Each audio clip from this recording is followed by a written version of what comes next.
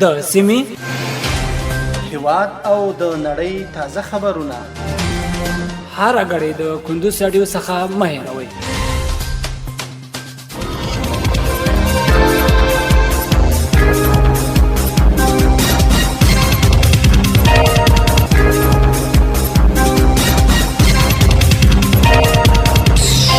السلام علیکم. د کندوز رادیو درنو اوریدونکو ستړي مشه په ماړم د کندوز رادیو څخه د دې سات تازه او مهم وروستي خبرونه ته.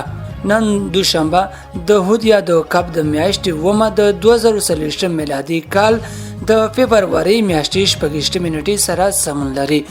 روانه خبري غړې درته زه سیر احمد سایل وړاندې کوم. خو په سر کې هم د څو مهمو خبرونو سره ټکی.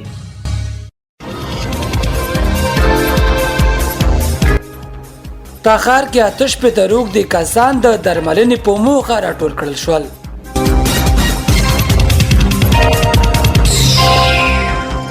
له ایران څخه د هیواد لاس راایستل شوي ماشومان بغلان کې خپل کورنیو ته وسپارل شول.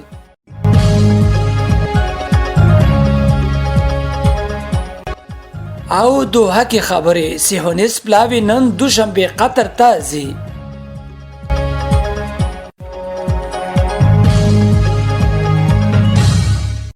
اوسم بشپړ خبرونه. تخار کې آتش په دروغ د کسان د درملنې په موخه راټول کړل شول. په تخار کې پولیسو آتش په دروغ د کسان د درملنې په موخه د کندوز دروغ د کسانو د درملنې 1535 روغتون ته لیږدولې دي. د تخار امنیه قومندانۍ ویان عبدالمبین صافی رسنیو ته وویل چې د یاد ولایت د امنیه قومندانۍ د نشهیي توکو پر وړاندې د مبارزې مدیریت یو لړګړو عملیات په بهیر کې په نشهیي توګه آتش په دروغ د کسان د طالقانو خار له مربوطات څخه راټول او د درملنې په موخه د کندوز روغ د کسانو د درملنې 1520 روغتون ته لیږدولې دي.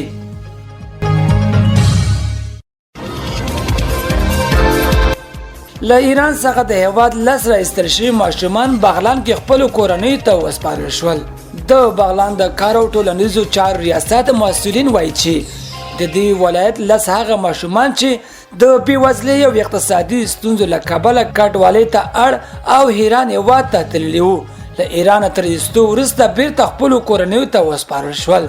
د بغلان د کار او ټولنیزو چارو رئیس قاري نصرت الله پارسا وویل چې په روانه اونۍ کې لس هغه ماشومان چې له ایران څخه راایستل شوي د وارچایلت او ام پی او دفتر په مالی لګښت او هڅو په بغلان ته له هرات او نیمروز ولایتونو څخه رالیږدول شوي او د دې ولایت د کار او ټولنیزو چارو ریاست د ټولنیزو کارکونکو له لوري اسناد بشپړ او له کورنیو څخه یې د ضمانت لیک تر اخیستلو وروسته بیرته خپلو کورنیو ته وسپارل شول.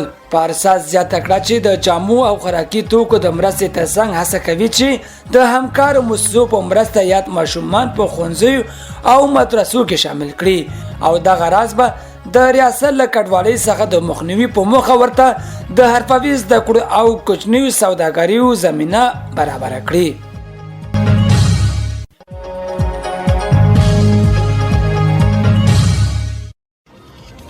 درنو اوریدونکو په خبري سرویس کې وسم یو بهرنی خبر. دوحه کې خبرې سیهونیست پلاوی نن دوشنبه قطر ته ځي. اسرائیلي رسنیو خبر ورکړ چې ټاکل شوی نن دوشنبه سیهونیست رژیم یو پلاوی له فلسطیني جهادي ډلو په ځانګړي ډول حماس غورځنګ سره د اسیرانو د تبادلې په اړه د خبرو لپاره د قطر پلازمینې دوحې ته ولاړ شي. ځینو نورو رسنیو بیا د سرچینو له قوله ویل چې ممکن د دغو خبرو پایله کې یو شپږ میاشتنی اوربان اعلان شي. درنو اوریدونکو په خبري غړې کې راټول شوي مطالب هم دومرول. تر بلې خبري غړې لوی علامو ملشه.